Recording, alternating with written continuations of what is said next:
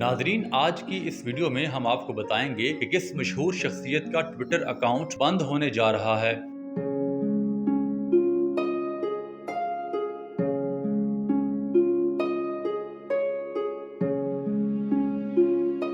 7 जुलाई को दिलीप कुमार मुंबई के मकामी अस्पताल में तवील अलालत के बाद इंतकाल कर गए थे। इनके इंतकाल के बाद इनकी अहलिया सायरा बानो भी बीमार हैं और गुज़श्ता दिनों भी इनको अस्पताल में दाखिल कराया गया था। अब सायरा बानो ने दिलीप कुमार का ऑफिशियल ट्विटर अकाउंट बंद करने का फैसला किया है।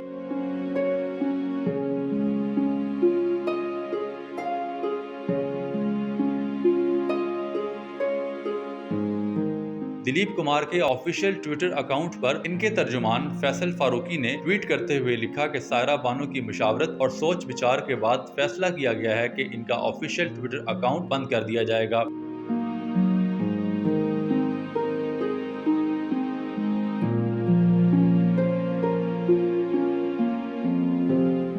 ख्याल रहे कि दिलीप कुमार 1940 से 1960 की दहाई में भारतीय सिनेमा पर छाए रहे। उन्होंने 65 से ज्यादा फिल्मों में काम किया। उनकी मशहूर फिल्मों में देवदास, संग दिल, आन, अंदाज, नया दौर, कर्मा और मुगल आजम शामिल हैं।